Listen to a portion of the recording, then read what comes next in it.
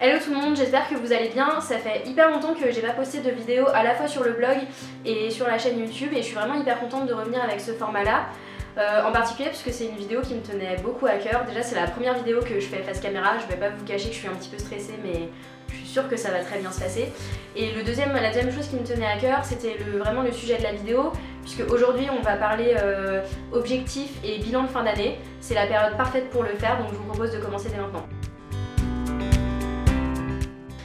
Donc comme vous pouvez le voir, je suis pas toute seule sur cette vidéo puisque j'ai le plaisir d'accueillir Céline qui est là avec moi. Et Céline qui est-ce? En fait c'est d'abord une amie je pense. Ensuite c'est une coach certifiée et c'est aussi la personne avec qui j'ai écrit le guide Point d'étape. Donc pour celles et ceux qui suivent l'actualité du blog à la fois sur la newsletter et sur Instagram, le guide Point d'étape c'est un outil qui vous permet justement de vous aider à faire le bilan de fin d'année et de définir vos objectifs pour 2020. Mais avant de commencer à vous présenter un peu la démarche, je vais laisser Céline se présenter pour que vous puissiez la connaître un peu plus. Je suis super contente d'être là. C'est vrai qu'avec Claire, ça fait longtemps qu'on travaille ensemble et qu'on est amis aussi, comme elle l'a dit, dans la vraie vie. Et c'est ce premier projet qu'on sort ensemble, donc je suis trop enthousiaste.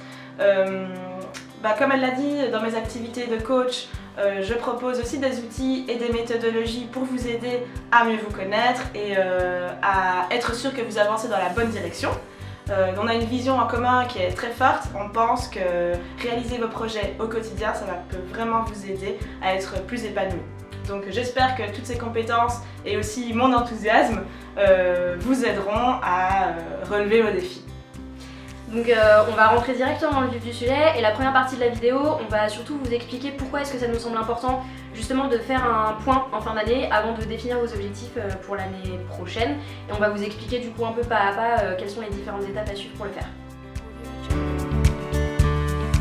Alors je vais parler pour nous deux parce qu'avec Claire on est d'accord sur ce point. On pense que c'est très important de faire le bilan et de prendre le temps de le faire parce que ça va vous permettre de faire le point sur votre situation actuelle, de définir là où vous voulez aller et au passage de faire le plein de motivation et d'énergie pour relever vos défis et atteindre vos objectifs en 2020.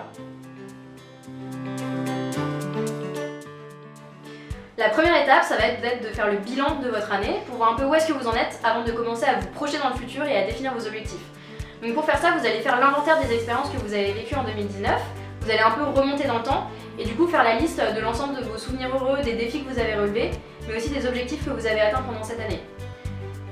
Pour chacune de ces expériences, vous allez identifier les compétences que vous avez développées et aussi les leçons que vous avez apprises. Tout ça pour qu'à la fin de votre bilan, vous ayez vraiment une vision hyper claire de votre évolution sur l'ensemble de l'année, mais aussi que vous ayez identifié vos forces qui vous aideront à réaliser les objectifs que vous vous donnerez pour 2020. La deuxième étape est un vrai pivot entre le bilan et la définition de vos objectifs pour 2020.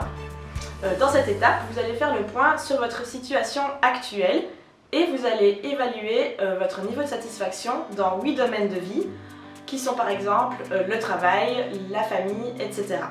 Une fois que vous aurez réalisé ça, vous serez en mesure de vous demander idéalement qu'est-ce que j'aimerais bien atteindre dans chacun de ces domaines. Et donc vous pourrez mettre en évidence vos grands axes de développement pour 2020. La dernière étape, ça va être de définir vos objectifs pour 2020.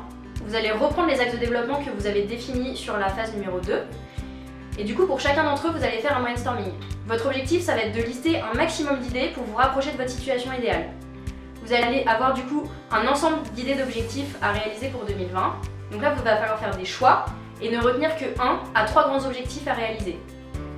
Une fois que vous êtes hyper clair sur les objectifs que vous voulez réaliser en 2020, vous allez pouvoir passer en phase de planification et du coup vous organiser pour les réaliser.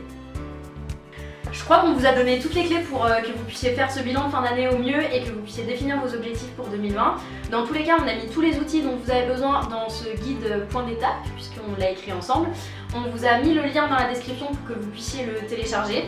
On sait que c'est pas un travail forcément facile, donc si vous éprouvez le besoin d'être soutenu ou si vous voulez aller plus loin dans votre réflexion, je serai très heureuse de vous accompagner individuellement avec le pack coaching.